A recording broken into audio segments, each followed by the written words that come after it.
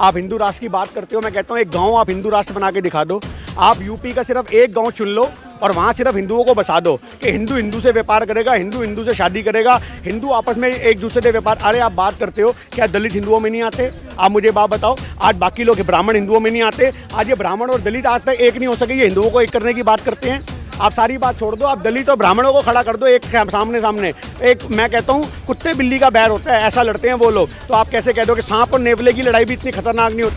नमस्कार, the Janata live देख रहे हैं आप और मैं हूं आपके साथ पूजा। इस वक्त हम मौजूद हैं जंतर मंतर पर और मेरे पीछे ये जो हाथों में बैनर पोस्टर लिए लोग हैं, ये सब व्यवसाय से वकील हैं और आज ये यहाँ आए हैं गुज्जर बकरवाल, जो जम्मू कश्मीर की जो घुमंतू जातियाँ होती हैं उनके एसटी में, जो कि वो ऑलरेडी शामिल हैं, लेकिन अब उसमें अन्य जातियों को जो जगह दी जा रही है उसकी वजह से जो डिल्यूजन होने का उन्हें डर है, जो उनके अधिकार हैं, जो उनके अलग से रिजर्वेशंस हैं, जो उसमें अब घुसपैठ की जाने की कोशिश हो रही है, उसके खिलाफ आज ये यहाँ प्रोटेस्ट करने आए हैं। और ये तमाम लोग आज उनके समर्थन में यहाँ से आवाज़ें उठा रहे हैं। मेरे साथ गिन्नी सहानी जी हैं, उनसे भी बात करेंगे, लेकिन उससे पहले सर मैं आपसे शुरू करना चाहूँगी। आपका नाम? मेरा नाम ओमवीर सिंह मंडार, मैं सुप्रीम कोर्ट में एडवोकेट हूँ। अच्छा सर, आप लोग अच्छे खासे व्यवसाय में हैं, खा कमा रहे हैं, सब कुछ व्यवस्थित है, तो आज ये प्रोटेस्ट का कारण क्या है?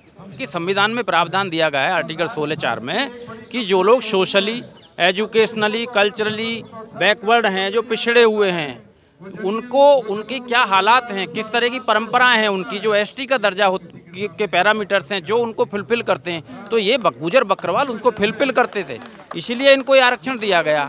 जिन लोगों को अब दिया जा रहा है वो इस कैटेगरी के लोग नहीं हैं, आप उनको कुछ और दें, हमारा ये विरोध नहीं है, उनको अपना दें। उनको एसटी में अगर आपको क्या तकलीफ है अगर सरकार उनको एसटी कम्युनिटी में लाती है? तकलीफ है कि बकरी और शेर को अगर एक घाट पे आप पानी पिलाएंगे तो क्या बकरी पानी पी पाएगी? भाई आज जो शिक्षित लोग हैं, शिक्षित परिवार से आएंगे तो एसटी का सारा आरक्षण वही खा जाएंगे, जो ओबीसी आरक्षण में बहुत पहले होता रहा इस तरह का। तो इस तरह की जो चीज़ें हैं, ये आप उस आरक्षण को डाइल्यूट करने का एक टैक्टिस है कि आपने दे दिया और दूसरे रास्ते से उसको छीन लिया, तो ये उनका आरक्षण छीना जा रहा है। और वो एक ऐसी कौम है जिसको भारत की जरूरत है। मतलब आपका कहना है कि सरकारें जानबूझ के जो समृद्ध लोग हैं आपके आरक्षण का लाभ उनको देना चाहती है? उनको देना चाहती है खाली वोट के लिए। सरकार की सिंपैथी उनसे भी नहीं है, हम उन लोगों के विरोधी नहीं है। सरकार को वोट चाहिए तो उनको एसटी का दे के तो गुजरों को वोट ले लो और फिर एसटी में उनको सम्मिलित करके उनकी भी वोट ले लो। आप लोगों की आबादी कितनी है? 25 लाख आबादी है एसटी बकरवाल की जम्मू कश्मीर के अंदर। 27% है जम्मू कश्मीर में 25 लाख लोगों की आबादी है, उससे भी ज़्यादा कहीं। आपके वोट से फर्क नहीं पड़ता सरकार को? बिल्कुल पड़ता है, बिल्कुल पड़ता है, बिल्कुल पड़ता है। तो अपने पैर पे कुल्हाड़ी क्यों मारेगी सर? वो यूँ मार रहे, कुल्हाड़ी नहीं मार रहे हैं, वो इनको बेवकूफ़ समझ रहे हैं। ये बेचारे अनपढ़ लोग हैं, ये जंगलों में रहते हैं, पहाड़ों में रहते हैं, इनको तो पता भी नहीं है। ये देखिए सर्दियों में चले गए नीचे आ गए, गर्मी पड़ी तो पहाड़ों पे चले गए। इनके बच्चों का कोई परमानेंट एजुकेशन का सिस्टम नहीं होता, इनके कोई घर नहीं होते, ये टेंट लगा के रहते हैं। इनके भी बहन बेटियां हैं। इनकी अगर हालात देखें तो आज आज़ाद भारत में ऐसे इंसान भी रहते हैं, आप सिहर जाएंगे अगर वहाँ जाके देखेंगे। आप कहाँ के निवासी हैं सर?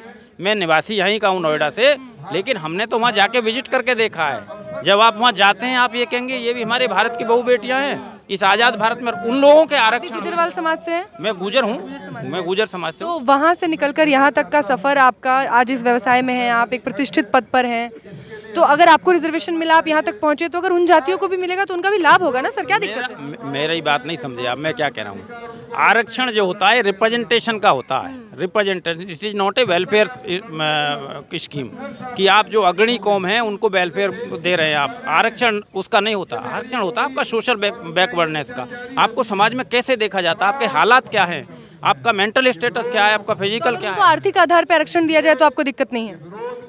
आर्थिक आधार पे दो, हमें क्या मतलब, हमारे में सम्मिलित मत करो, अलग से किसी को कुछ भी दो, आप हमारे में सम्मिलित ना करें, क्योंकि हम लोग पढ़े लिखे नहीं हैं, हमारे अपलिफ्टमेंट के लिए वो दिया गया है। अगर वो हमारे साथ आ गए तो आर्थिक आधार पे जब आरक्षण की बात सरकार करती है तब भी लोग प्रोटेस्ट करने पहुंच जाते हैं। हम यूँ पहुंच जाते हैं कि आर्थिक आधार आरक्षण है ही नहीं। आर्थिक आधार पे आप उनको मदद करें, स्कीम ना कर, वो नहीं करें, आरक्षण ना करें, मदद करें, स्कीम दें अगर आपको कोई गरीब लगता है। मनरेगा जैसी योजनाएं चलें। लेकिन इस देश में तो गरीब का भी आरक्षण नहीं है। आपने EWS जो दिया है उसकी क्रीमी लेयर 8 लाख बना रखी है और एक ओबीसी की भी 8 lakh creamy layer, then backward कौन, देन EWS कौन है? आपने EWS को कास्ट के आधार पर दिया है। देखिए देश में इतनी चालाकियां हैं कि आप EWS दे के रिजर्वेशन करते हैं और उसे रखते हैं जनरल कास्ट के लिए खाली। तो it's not a reservation for general caste, it's a reservation for general caste. Now days no caste is there in India which is not reserved. All the caste have reservation in India, but क्या बोला जा रहा है कि वो EWS के लिए। अगर वो EWS के लिए है तो मैं कहता हूँ सारी कास्टों में EWS के एलिजिबल होना चाहिए उसमें। तो सरकार हर तरह से आप लोगों को छलने का काम कर रही है, ये आपका कहना है। गिनी साहनी जी, जो सवाल मैंने इनसे पूछा वही सवाल मेरा आपसे है कि जिस आरक्षण को बचाने के लिए ये लोग आज यहाँ लड़ रहे हैं, जिस प्रोटेस्ट कर रहे हैं, इसी जंतर मंतर से आवाज़ें उठाई जाती हैं कि निजीकरण हो रहा है, इतनी तेज़ी से निजीकरण हो रहा है कि किसी भी क्षेत्र में आरक्षण बचेगा नहीं, लोगों के पास काम नहीं बचेगा, सरकारी नौकरियां नहीं बचेंगी, और जब सरकारी नौकरियां नहीं होंगी तो आरक्षण कहाँ रहेगा। देखिए, आज आपने निजीकरण की बात करी, प्राइवेटाइजेशन की बात करी। ये तो प्राइवेटाइजेशन सिर्फ और सिर्फ हो रहा है अडानी अंबानी को फायदा देने के लिए। आप इसको यहाँ से मत तोलो कि आज हमारे क्षेत्रों के अंदर हर जगह निजीकरण हो चुका है। आज भी बहुत सी सरकारी संस्थाएं बची हुई हैं, उनको धीमे धीमे खत्म किया जा रहा है। उनके खत्म होने तक अभी 10 साल और लगेंगे। तो 10 साल की राजनीति कहाँ से चलेगी? 10 साल की राजनीति के लिए वोट बैंक तो चाहिए, तो वो वोट बैंक ऐसे इकट्ठा किया जा रहा है, किसी को भी किसी भी कैटेगरी में डाल दिया जाए। जैसे कि भाई साहब ने बोला, बिल्कुल सही बोला, SC शेड्यूल ट्राइब, हम सुनते आए हैं बचपन से कि वो लोग एक पिछड़े लोग होते थे। उन लोगों के बाद रहन सहन का जो लेवल होता था बहुत डाउन होता था, एजुकेशन का लेवल बहुत डाउन होता था। पर आज जिन लोगों को ST कैटेगरी में रखा जा रहा है, अब उनका पहनावा तो देखो जम्मू कश्मीर में जाके, आप उनका खान पान तो देखो, आप उनकी एजुकेशन का लेवल तो देखो। ये एक सरासर गुजरों के साथ अन्याय हो रहा है। आज ये गवर्नमेंट क्यों कर रही है? तानाशाही जो सरकार आए रखी है, क्योंकि इनको पता है जम्मू कश्मीर के अंदर बहुत बड़ा वोट बैंक है इन लोगों का। इनको अगर हम कुछ देंगे तभी तो इनसे लेंगे। आज सरकार BJP की अपनी एक पॉलिसी बना के बैठी है। आपको पता है गुलाम नबी आज़ाद कांग्रेस छोड़ के जा चुके हैं। आज वो कहीं ना कहीं उनका भी फायदा उठाएगी, क्योंकि आज बहुत बड़ा वोट बैंक कांग्रेस का भी था वहाँ से, और कुछ वोट बैंक यहाँ से SC SC इकट्ठा करेगी। तो यही करके तो जम्मू कश्मीर में सरकार बनाने की किफायत हो रही है सरकार की, और तो कोई मुद्दा है ही नहीं। आज कहीं ना कहीं तो कुछ ना कुछ तो चाहिए। लोग मुद्दा कैसे नहीं है? मुद्दा कैसे नहीं है सरकार के पास? जम्मू कश्मीर की बात करें, सरकार ने वो करके दिखाया जो कोई नहीं कर पाया। 75 सालों में कांग्रेस नहीं कर पाई।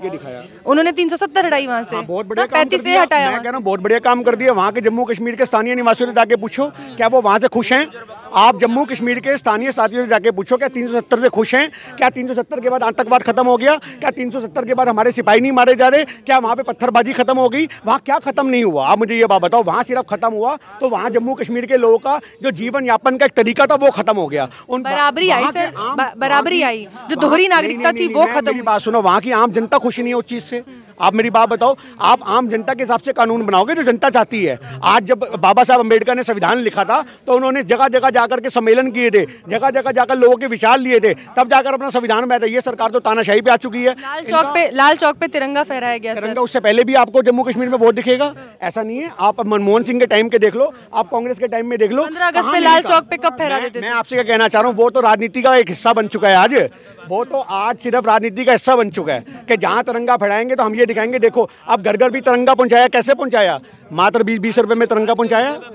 तो जो आज हमारा मुद्दा है वो यही है कि जिस प्रकार से समाज का अन्याय हो रहा है वो अन्याय बिल्कुल भी नहीं होना चाहिए। तो ये जो आरक्षण के लिए हम यहाँ बैठे हैं आज, ये लोग जो ये मांगे कर रहे हैं, सरकार जो ये मांगे हैं, ये कहीं भी प्रस्तावित है? ये कहीं भी किसी सदन में पास हुआ? इसके बारे में कोई चर्चा हुई या सिर्फ ये काल्पनिक? मेरी बात सुनिए, पास होने को तो बैकडोर से काले कानून भी पास हो गए थे।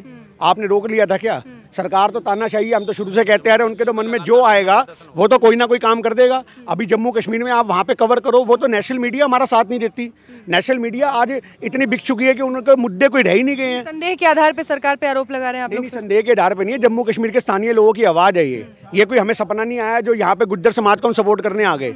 ये कोई एक रात को सपना नहीं आया कि सुबह यहाँ के हजारों लोगों की तादाद में लोग इकट्ठा हो गए, सैकड़ों की तादाद में। दस्तावेज तो नहीं ना सर कहीं? हाँ जी, ऐसा कुछ नहीं होता जी। सरकार की सोच में दस्तावेज है।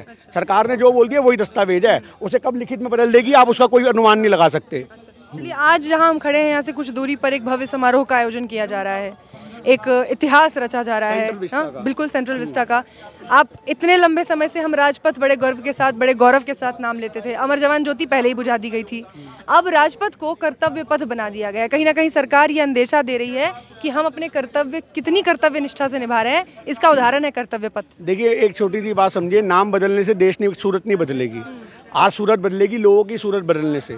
लोगों के सम्मान में कुछ करने से, आप जगहों के नाम बदलने से कुछ हासिल नहीं कर पाओगे। आप कर्तव्य पद रखो, राजपद रखो, आप कुछ भी रखो, पर आप इतिहास बदल रहे हो। आप ये सोचो, आपने इंडिया गेट का इतिहास बदल दिया अपना, आपने वहाँ सेंट्रल विस्टा बना करके जो इतिहास के साथ छेड़छाड़ करी है, वही बहुत बड़ी गलत बात है। अमर ज्योति जवान जलती थी, आज एक शहीदों के सम्मान में उसको बुझाना, यही सबसे बड़ा अपमान था शहीदों का। तो आज इस चीज़ का भी विरोध हमें है। हम तो शुरू से कहते हैं कि मोदी सरकार जो है वो लगातार अपनी ऐशो आराम की चीज़ों के लिए काम कर रही है, वो जनता के लिए काम नहीं कर रही। आज 20,000 करोड़ रुपए लगा के सेंट्रल विस्टा बनाया, अगर 20,000 करोड़ रुपए लगा करके दिल्ली में जो झुग्गियाँ हैं इनको हटा के पक्के मकान दिए जाते, मेरी बात को समझना था, शायद दिल्ली के लोगों का विकास हो जाता, पर नहीं, मोदी सरकार को सिर्फ अपना विकास करना था।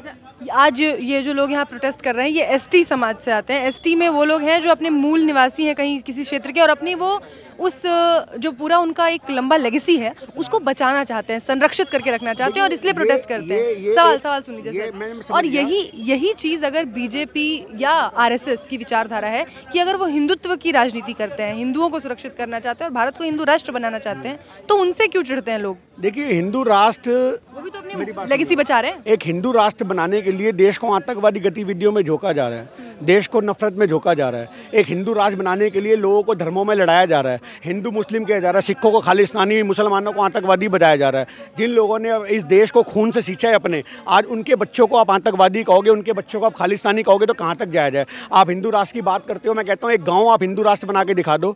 आप यूपी का सिर्फ एक गाँव चुन लो और वहाँ सिर्फ हिंदुओं को बसा दो कि हिंदू हिंदू से व्यापार करेगा, हिंदू हिंदू से शादी करेगा, हिंदू आपस में एक दूसरे से व्यापार। अरे आप बात करते हो, क्या दलित हिंदुओं में नहीं आते? आप मुझे बात बताओ, आज बाकी लोग ब्राह्मण हिंदुओं में नहीं आते? आज ये ब्राह्मण और दलित आज तक एक नहीं हो सके, ये हिंदुओं को एक करने की बात करते हैं।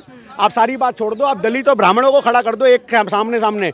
एक मैं कहता हूँ कुत्ते बिल्ली का बैर होता है, ऐसा लड़ते हैं वो लोग। तो आप कैसे कह दो कि सांप और नेवले की लड़ाई भी इतनी खतरनाक नहीं होती होगी जितनी हमारे देश में एक ब्राह्मणों की और एक दलितों की होती है? आप गाँव में जाके देखो रही सूरत क्या है, कितना दलितों पर अत्याचार ये ब्राह्मण समाज के लोग भी करते आए हैं, और कई जगह ब्राह्मणों के साथ भी गलत होता है। तो हम ये कहना चाहते हैं कि आज देश एकजुटता से मजबूत होता है। आप हिंदू राष्ट्र बना करके देश को कमजोर करने का प्लान कर रहे हो। ये तो बीजेपी का एक संगठन है जो 1925 से लगा हुआ है, जिसको पहले आरएसएस कहते रहे, और आज बीजेपी ने उसकी जगह ले रखी है। आज बीजेपी में जो बड़े नेता है वो आरएसएस से निकलते हैं। तो इसका मकसद क्या है? इसका मकसद सिर्फ इतना सही है कि आज देश को तोड़ने का काम किया जा रहा है और हम जोड़ने का काम कर रहे हैं। अभी राहुल गांधी जी के नेतृत्व में जो भारत जोड़ो यात्रा निकली हुई है, आज 150 दिन तक वो गली गली जाएंगी, कन्याकुमारी से कश्मीर तक। उसमें सिर्फ एक ही मुद्दा है, नफरत छोड़ो, भारत जोड़ो। और आज ये गुज्जर समाज के लोग यहाँ बैठे हैं, ये एक नाक की लड़ाई भी है।